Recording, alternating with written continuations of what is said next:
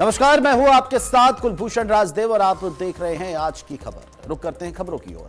पश्चिम बंगाल में बीजेपी ने प्रचंड जीत हासिल की है। बीजेपी ने बंगाल में टीएमसी के 15 सालों का शासन खत्म किया और अब पहली बार वहां सरकार बनाने जा रही है। चुनावी नतीजे जारी होने के बाद अब दक्षिण 24 परगना जिले के फलता में भारी हंगामा देखने को मिला। मंगलवार तृणमूल कांग्रेस के कद्दावर नेता जहांगीर खान के एक पार्टी दफ्तर में तोड़फोड़ का मामला सामने आया है। आरोप है कि चुनाव परिणामों के बीच बीजेपी कार्यकर्ताओं और समर्थकों ने दफ्तर को निशाना बनाया।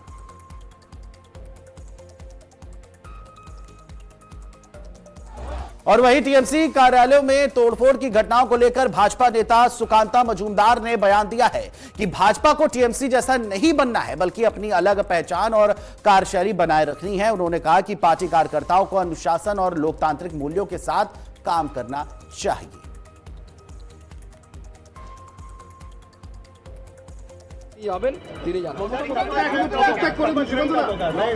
देखिए अभी 9 तारीख का ही चल रहा है, अभी आने दीजिए, ठीक से पार्टी के पास इंस्ट्रक्शन आने दीजिए। मुझे इस समय जानकारी नहीं है, मैं जानकारी लेने के बाद ही आपको बता दूंगा। पुरुष होगा या महिला होगा, ये तो पार्टी की पद्धति होती है, उस तरीके से मुख्यमंत्री का नाम तय होता है भारतीय जनता पार्टी के, उस पद्धति के अनुसार तय होगा।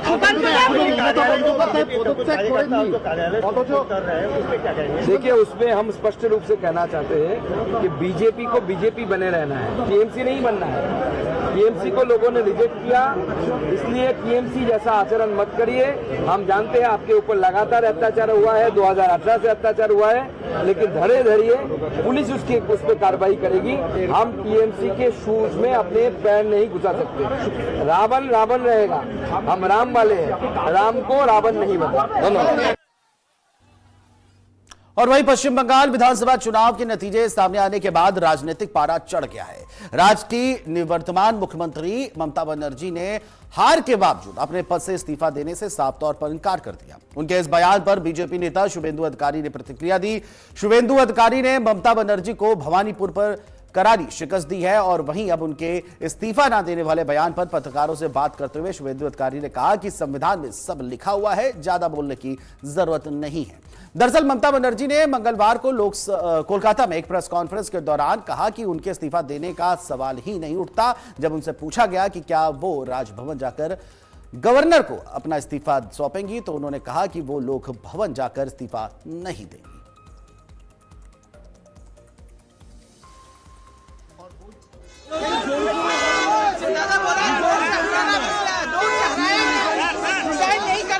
पार्टी प्रवक्ता बताएगा, कॉन्स्टिट्यूशन में सब लिखा हुआ है, ज्यादा बोलने का जरूरत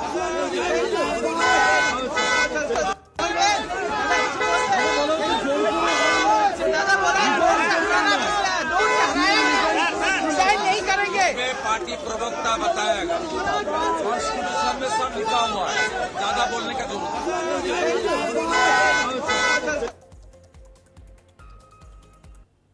और इन सब के बीच ममता बनर्जी ने प्रेस कॉन्फ्रेंस कर कहा कि हम चुनाव हारे नहीं है, हमें हराया गया है। बीजेपी ने चुनाव आयोग का इस्तेमाल कर जीत हासिल की है। आपको बता दें, ममता ने कहा कि हमारी लड़ाई बीजेपी से नहीं बल्कि चुनाव आयोग से थी। मैंने अपनी जिंदगी में इस तरह का चुनाव नहीं देखा।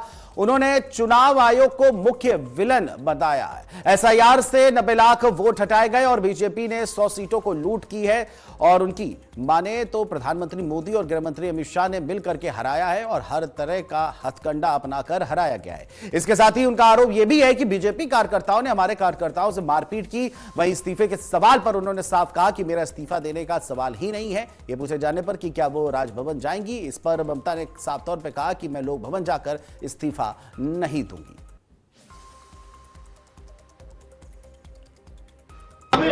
কেন কিসের জন্য আমরা তো হারিয়ে নিয়ে যাব? হারলে আমি যদি শপথ দিতে যেতাম তাহলে আমি রেজিগনেশনটা করতাম। এখন তো কোয়েশ্চেন ডাজন্ট অ্যারাইজ। জোর করে দখল করে যদি কেউ মনে করে যে আমি কি রেজিগনেশন দিতে হবে, no, not that. Now also I want to say that we didn't lose the election. It is their forceful attempt to defeat us. Officially they may, through election commission, can defeat us. But morally I am telling you that we won the election. My target is very clear. I will strengthen the India team just like a small person. And now I don't have any chair, so I am a governor. So you cannot tell me that I am using your chair. I am not free-born. तो जिस तरह से ममता बनर्जी ने साफ तौर पे कहा है कि अब वो खुली पक्षी की तरह है और साथ ही साथ अब वो सड़कों पे उतर कर बीजेपी के खिलाफ अपना प्रदर्शन करेंगी, और इसके अलावा उन्होंने सीधे कहा कि बीजेपी ने चुनाव आयोग का इस्तेमाल किया, और साथ ही साथ उन्होंने साफ तौर पे कहा कि चुनाव आयोग सबसे बड़ा विलन है। मगर सबसे बड़ा बयान तब दिया जब उनसे इस्तीफे को लेकर पूछा गया। उन्होंने कहा कि उनसे जब पूछा गया क्या वो लोक भवन में इस्तीफा देंगी, तो उन्होंने साफ तौर पे कहा कि मैं इस्तीफा नहीं दूंगी, इस्तीफा का कोई सवाल ही नहीं होता। हम हारे नहीं बल्कि हराए गए हैं। 90 लाख वोट एसआईआर के तहत काटे गए, 100 सीटों पर हथकंडा अपनाया गया। बीजेपी कार्यकर्ताओं ने टीएमसी कार्यकर्ताओं से मारपीट तक की है। तो बीजेपी ने चुनाव आयोग का इस्तेमाल किया है, बड़ा आरोप जो है ममता बनर्जी की तरफ से लगाया, और इसके अलावा इंडिया गठबंधन को मजबूत करने की बात कही है।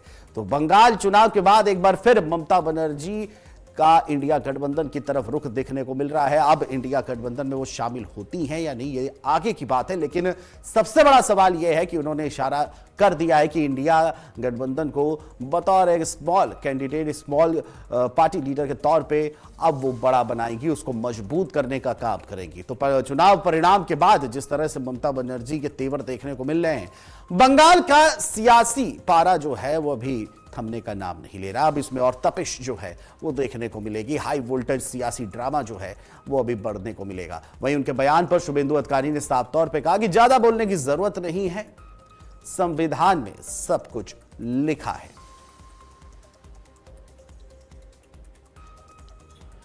और इसी पर ज्यादा जानकारी के साथ हमारे संवाददाता कोलकाता से शुभम गांगली हमारे साथ जुड़ चुके हैं। माफ कीजिएगा, सुमन हमारे गांगली हमारे साथ जुड़ चुके हैं। सुमन, आपसे जानना चाहेंगे, क्योंकि ममता बनर्जी के तेवर एक बार फिर देखने को मिले हैं, साफ तौर पे मना कर दिया कि वो इस्तीफा नहीं देगी, लेकिन शुभेंदु अधिकारी ने प्रतिक्रिया दी कि संविधान में सब कुछ लिखा है।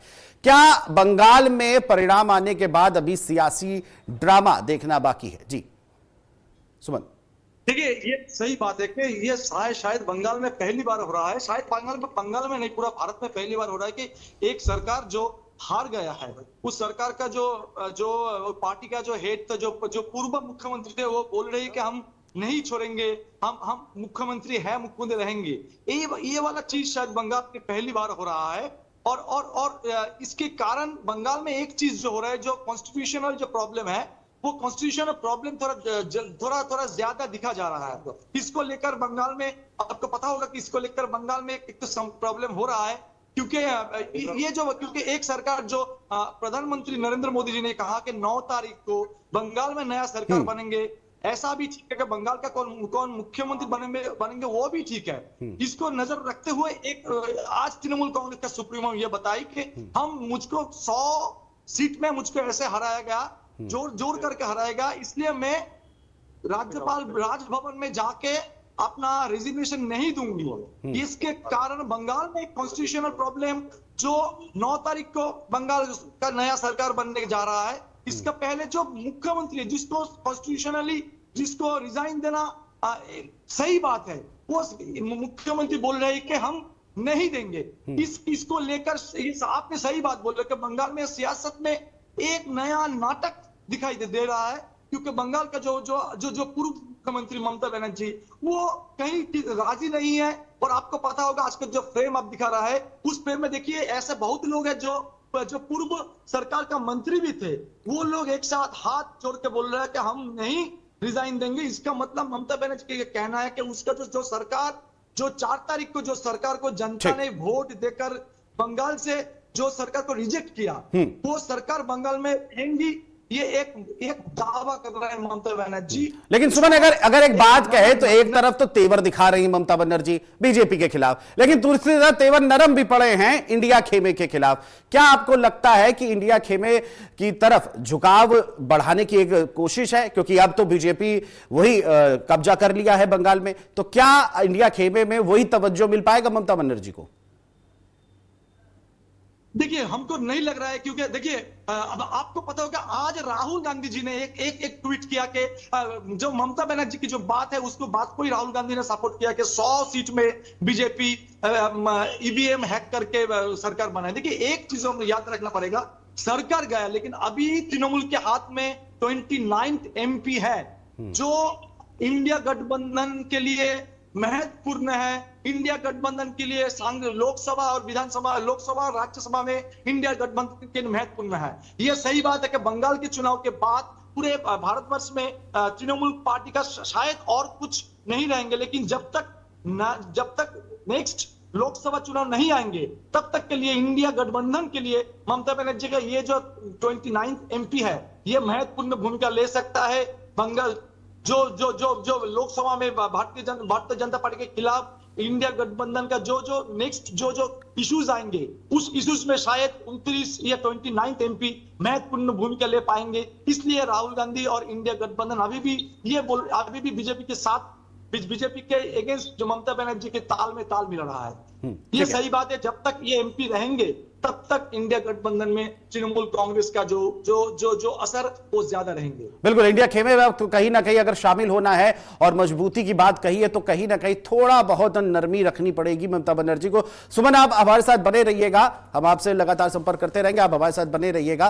फिलहाल जिस तरह से फाल्टा में टीएमसी दफ्तर में जिस तरह से दिक्कतें आई और जो ममता बनर्जी का आज की प्रेस कॉन्फ्रेंस है, देखना ही होगा हाई वोल्टेज ड्रामा क्या कुछ रंग लाता है या फिर जिस तरह से ममता बनर्जी ने साफ तौर पे कहा कि मैं इस्तीफा नहीं दूंगी, वही शुभेंदु अधिकारी ने साफ तौर पे कहा कि ज्यादा बोलने की जरूरत नहीं है।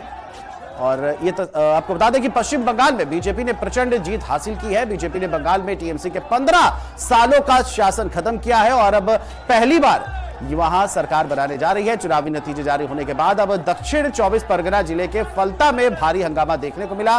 मंगलवार तृणमूल कांग्रेस के कद्दावर नेता जहांगीर खान के एक पार्टी दफ्तर में तोड़फोड़ का मामला सामने आया। आरोप है कि चुनाव परिणामों के बीच बीजेपी कार्यकर्ताओं और समर्थकों ने दफ्तर को निशाना बनाया। तो ये एक तस्वीर और जो है जीत के बाद साफ तौर पे नजर आ रही है। और इसी पर हमारे साथ सुमन जुड़े हुए हैं। सुमन, जिस तरह से सुमन से हमारा संपर्क नहीं हो पा रहा है, लेकिन ये तस्वीरें साफ तौर पे दिखा रही हैं। हालांकि सुकांता मजूमदार ने साफ तौर पे कहा कि हमें बीजेपी ही बने रहना है, टीएमसी नहीं। पश्चिम बंगाल में चुनाव में जीत के बाद भाजपा प्रभारी मंगल पांडे पटना पहुंचे। उन्होंने कहा कि यह जीत पश्चिम बंगाल की जनता और प्रधानमंत्री नरेंद्र मोदी के नेतृत्व की जीत है। उन्होंने दावा किया कि राज्य में पहली बार भाजपा की सरकार बनने जा रही है। मंगल पांडे ने कहा कि पिछले 15 सालों में राज्य की जनता ने कठिनाइयों का सामना किया और अब लोगों ने विकास के लिए वोट किया है। उन्होंने यह भी कहा कि केंद्र की योजनाएं जैसे आयुष्मान भारत अब पश्चिम बंगाल में भी लागू की जाएगी। उन्होंने यह भी बताया कि जल्द ही राज्य में भव्य और भगवा रंग में शपथ ग्रहण समारोह आयोजित किया जाएगा। पहली बार बंगाल की जनता के आशीर्वाद से बनने जा रही है और निश्चित रूप से हम सभी भारतीय जनता पार्टी के लोग पश्चिम बंगाल की जनता के आभारी हैं, उनको प्रणाम करते हैं जिन लोगों ने ऐसी निर्मम सरकार को उखाड़ फेंकने के लिए पूरे खुले तौर पे बूथों पे आके मतदान किया, निर्भय होकर मतदान किया। और जो टीएमसी के गुंडे थे उन गुंडों को बहुत करारा जवाब इस चुनाव में वहां की जनता ने दिया है। पश्चिम बंगाल अब विकास के एक नए रास्ते पे आगे बढ़ेगी। वहां डबल इंजन का सरकार होगा और दिल्ली की सरकार का पूरा समर्थन कलकत्ता की सरकार को होगा।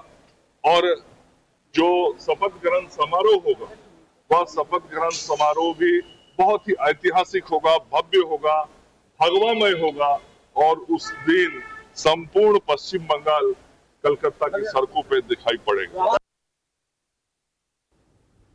और भाजपा सांसद संजय जायसवाल ने पश्चिम बंगाल चुनाव परिणाम और विपक्षी नेताओं के बयानों पर प्रतिक्रिया देते हुए कहा, करीब 7.25 महीने तक पार्टी कार्यकर्ताओं ने जमीन पर काम किया और लोगों ने आक्रोश के कारण बदलाव की उम्मीद थी।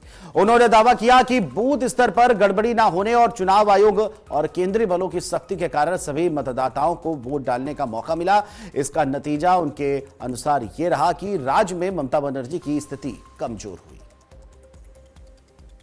बंगाल में लगातार हम सवा महीने से कार्य कर रहे थे और निश्चित था जनता का जो आक्रोश था उसका एक ही उनका डिमांड था कि हमें वोटिंग का मौका मिल जाए, कोई तरह की गड़बड़ी बूथ पर नहीं हो और हम ममता बनर्जी को उखाड़ फेंकेंगे। इस बार चुनाव आयोग ने और सेंट्रल पैरामिलिट्री फोर्स ने जिस प्रकार से काम किया उससे हर व्यक्ति ने वोट डाला। आप सब खुद देख रहे थे कि लाइन 6 बजे शाम तक टूट नहीं रही थी और उसी का नतीजा है कि आज ममता बनर्जी पूरे तौर से बंगाल से राहुल गांधी ने कांग्रेस के नेताओं को चेताया सर, और उन्होंने कहा कि खुश होने की जरूरत नहीं है, बंगाल में ममता जी की हार जो है वो लोकतंत्र की हत्या है। और केरल में जो हुआ है वो क्या हुआ है? केरल में जो हुआ है, पहले राहुल गांधी बताएं कि केरल में उन्होंने लोकतंत्र की हत्या की है। केरल में जो वो जीते हैं वो फर्जी जीते हैं, उसके बाद दूसरी बात करें। और बिहार में 7 मई को मंत्रिमंडल विस्तार होना है। मंत्रिमंडल विस्तार में चेतन आनंद को मंत्री बनाए जाने की चर्चाओं के बीच पूर्व सांसद आनंद मोहन ने बयान दिया है। पूर्व सांसद आनंद मोहन ने मंत्रिमंडल विस्तार और चेतन आनंद के मंत्री बनने को लेकर कहा कि सरकार बचाने में उनकी भूमिका महत्वपूर्ण रही है, लेकिन अंतिम फैसला नेतृत्व पर निर्भर करता है। उन्होंने कहा कि यह बात किसी से छुपी नहीं है कि सरकार को बनाए रखने में उनकी भूमिका मजबूत थी। बंगाल चुनाव परिणाम पर प्रतिक्रिया देते हुए उन्होंने कहा कि ममता बनर्जी सभी को साथ लेकर नहीं चल पाई और विपक्षी एकता को कायम नहीं रख सकी।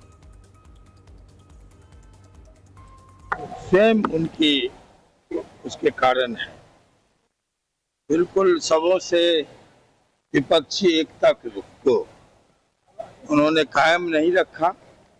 चाहे वामपंथी हो चाहे कांग्रेस हो, सबों से उनकी लड़ाई रही, लेकिन अंततः जो जीत हुई उसमें बंगाल की महान जनता का हम अभिनंदन करते हैं, उसके फैसले का स्वागत करते हैं। सर 7 मई को सर बिहार में नए मंत्रिमंडल में जी विस्तार होने जा रहा है। आगे देखिए कैसे होता है। क्या सर चेतन आनंद को मंत्रिमंडल में जगह मिलेगी? अब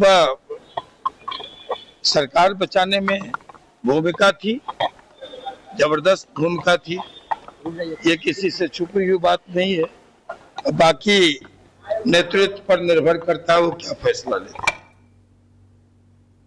और वहीं उत्तर प्रदेश के जालौन से हरियाणा के नूह में अपहरण के मामले में दबिश देने गई पुलिस टीम एक दर्दनाक सड़क हादसे का शिकार हो गई। इस दुर्घटना में 2 दारोगा और 2 सिपाही और 1 वादी समेत कुल 5 लोगों की मौके पर ही मौत हो गई। हादसे की खबर मिलते ही पुलिस महकमे में शोक की लहर दौड़ गई। जालौन की उरई कोतवाली में सभी पुलिसकर्मी तैनात थे। प्रत्यक्षदर्शियों के मुताबिक स्कॉर्पियो चालक ने ओवरटेक करने की कोशिश की, लेकिन इसी दौरान वाहन असंतुलित हो गया और सामने चल रही गाड़ी से जोरदार टक्कर हो गई। टक्कर इतनी भीषण थी कि स्कॉर्पियो पूरी तरह क्षतिग्रस्त हो गई और उसमें सवार सभी 5 लोगों ने मौके पर ही दम तोड़ दिया।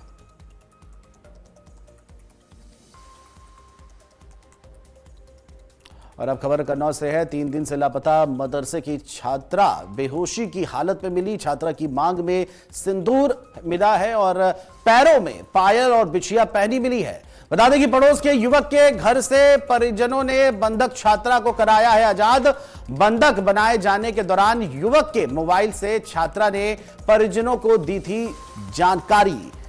पीड़िता ने बंधक बनाकर यातना देने का आरोप भी लगाया है। मौके पर पहुंची पुलिस ने छात्रा को इलाज के लिए जिला अस्पताल भेजा है। आरोपी दीपू छात्रा की बरामदगी के बाद मौके से फरार है। पुलिस ने परिजनों की तहरीर पर मामले की जांच शुरू कर दी है।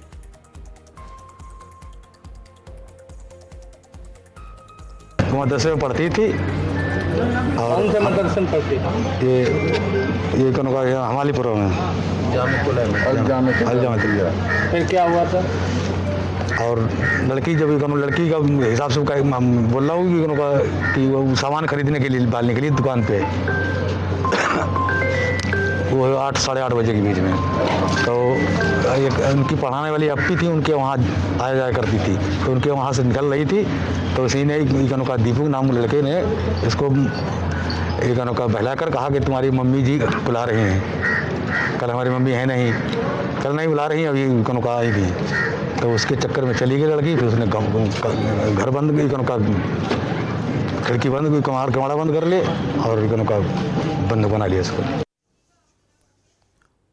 और वहीं उत्तर प्रदेश सरकार द्वारा स्मार्ट प्रीपेड मीटर व्यवस्था को वापस पोस्टपेड प्रणाली में बदलने और उपभोक्ताओं को राहत देने के फैसले का आज मंगलवार को कासगंज जनपद के गंज जुडवारा नगर में जोरदार स्वागत हुआ। इस निर्णय को जनता की जीत बताते हुए समाजवादी पार्टी के राष्ट्रीय प्रवक्ता अब्दुल हफीज गांधी ने नगर के मोहल्ला खैरू लाल कुआं के पास स्थानीय लोगों के बीच मिठाई बांटकर खुशी का इजहार किया।